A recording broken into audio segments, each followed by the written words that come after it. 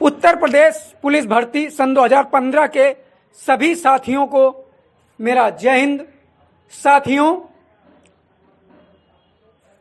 Uttar Pradesh police के रिक्त रह गए पदों को लेकर जो विगत 3 वर्षों से हमारा संघर्ष रहा उच्च न्यायालय में, कहीं ना कहीं तक हमें उसमें असफलता हाथ लगी। असफलता हाथ लगने का कारण हमारा आपका अंधविश्वास, कि किसी एक व्यक्ति विशेष के ऊपर हमने आंख मूंद के विश्वास किया। इसमें उस व्यक्ति की कोई गलती नहीं, गलती हमारी और आपकी है। और मैं नहीं चाहता हूं कि इस गलती को हमें दोबारा से दोहराना उचित होगा, क्योंकि अब हमारे पास सिर्फ एक रास्ता है, माननीय सर्वोच्च न्यायालय। अब इस रास्ते में हम दोषपूर्ण और त्रुटिपूर्ण कार्यवाही करने वाले मार्गदर्शक को वो वरीयता नहीं देंगे जो पिछले 3 सालों से दी गई।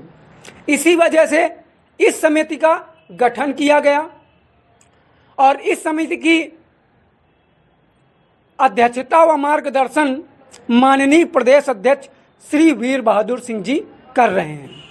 और सबसे पहले हम उनका आभार प्रकट करना चाहेंगे कि निस्वार्थ रूप से वो हम अभ्यर्थियों की पीड़ा को समझते हुए हमारे साथ आए और एक युद्ध स्तर पर रणनीति बनाते हुए टीम को आगे ले जाने का निर्णय ले लिया है। और कल जो मीटिंग में चर्चा हुई, उस चर्चा के बारे में आपको प्रदेश अध्यक्ष जी के ऑडियो के माध्यम से अवगत करा दिया जाएगा। और मेरा ऑडियो करने का मेन उद्देश्य यही है कि जो ऑडियो संघर्ष समिति के विपक्ष में आ रहा है, तो उसका जवाब देने के लिए हम तत्पर हैं, बिल्कुल तत्पर हैं, क्योंकि हमने किसी भी अभ्यर्थी के साथ छल या कपट बिल्कुल नहीं किया है। आज भी है, हम आगे भी करेंगे कि कोई भी कार्य होगा हम बिल्कुल निष्पक्ष और पारदर्शिता के साथ करेंगे। किसी के सेंटिमेंट्स और इमोशंस के साथ बिल्कुल नहीं खेलेंगे। भाइयों, हमारी समिति में नौकरी बेची नहीं जाती। मेरी बात को गौर करना, हमारी समिति में नौकरी बेची नहीं जाती है। ना ही उत्तर प्रदेश के अंदर किसी भी पुलिस अभ्यर्थी, किसी भी भर्ती के लीडर के पास इतनी शक्ति नहीं है कि वो पैसे के बल पे नौकरी दिला दे। अब आते हैं सिलेक्टेड नॉट सिलेक्टेड मुद्दे की बात पे। जो अभ्यर्थी सिलेक्ट होके नॉट सिलेक्ट हुए हैं, उस पे हमारे समिति के ऊपर कल जो चर्चा हुई, उस पे सवाल उठाए जा रहे हैं कि सिलेक्टेड नॉट सिलेक्टेड का मुद्दा सही नहीं होगा। तो मैं पूछना चाहूंगा, जवाब दीजिए इस बात का कि 15 मई का रिजल्ट किस मुद्दे पे आप घोषित करवाना चाहते हैं? 15 मई का रिजल्ट में ही तो लोग सिलेक्टेड नॉट सिलेक्टेड हुए थे। भाइयों, आप लोगों को गुमराह किया जा रहा है। एक बात जान जाओ, आप लोगों को गुमराह किया जा रहा है।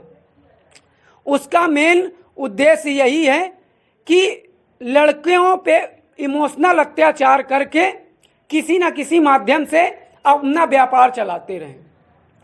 संघर्ष समिति में जो भी सदस्य हैं, किसी का भी मेन उद्देश्य नहीं है कि किसी भी अभ्यर्थी का अनावश्यक रूप से धन लेके अपने व्यक्तिगत कार्य में लगाया जाए। और मैं आपको विश्वास के साथ कह सकता हूं कि आप लोग जिस चीज को लेकर अभी भी असमंजस में बने हुए हैं, तो ये बात आप दिमाग से निकाल दीजिए कि पिछले 3 सालों में क्या ये मुद्दे नहीं पता था? अगर सिलेक्टेड नॉट सिलेक्टेड को लेकर लड़ा गया होता तो संशोधित रिजल्ट कभी भी ना हाई कोर्ट ना सुप्रीम कोर्ट कोई भी नहीं मानता है। और जब 15 मई को वो मान रहा है कि हमने रिजल्ट जारी किया, तो आपने उस बेस पे लड़ाई क्यों नहीं की? 15 मई का रिजल्ट जारी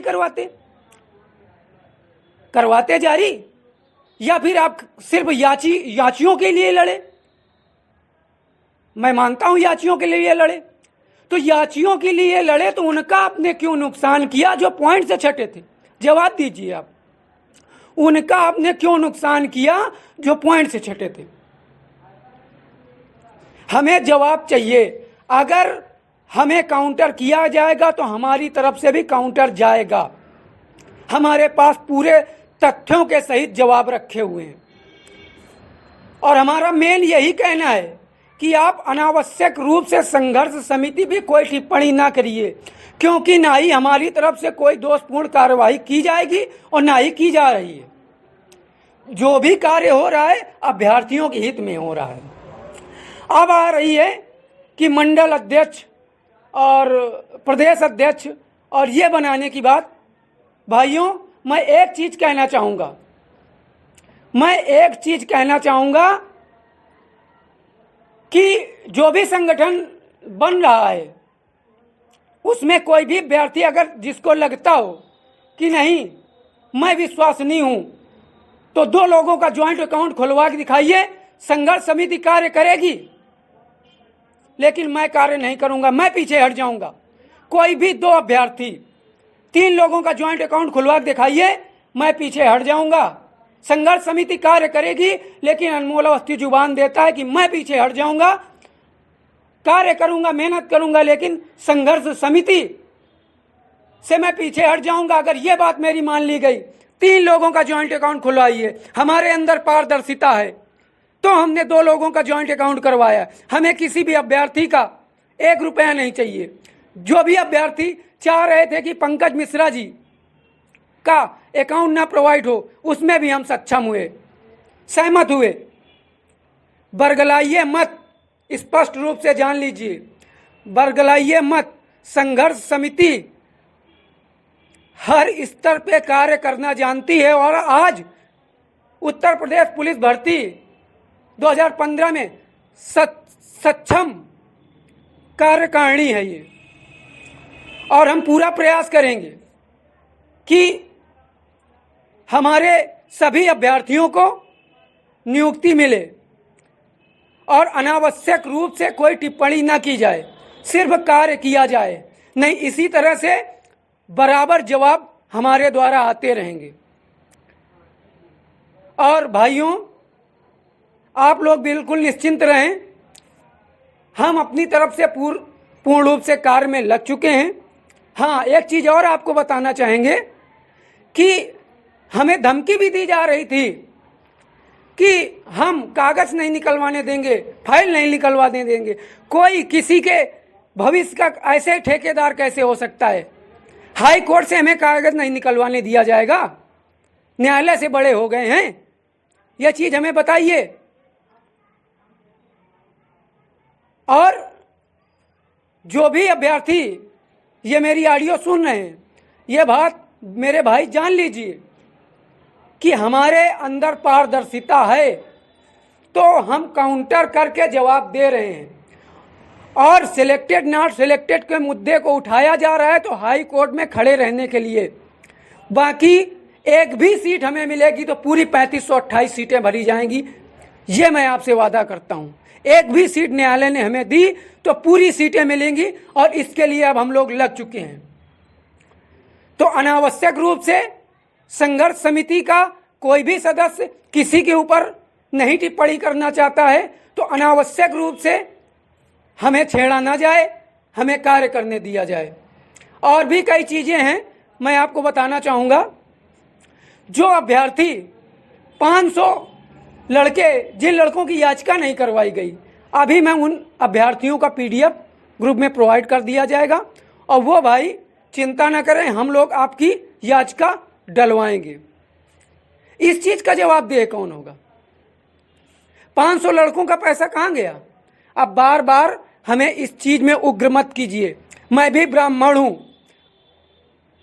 महाकाल का भक्त हूं, मुझसे शास्त्रार्थ या भर्ती के बारे में कोई भी चर्चा कर लीजिए, मैं पीछे हटने वाला नहीं हूं। और सभी भाइयों के प्रति मेरी पूर्ण सहानुभूति है और मैं अपनी जान लगा दूंगा इस भर्ती को पूरा कराने के लिए। जय हिंद, जय भारत।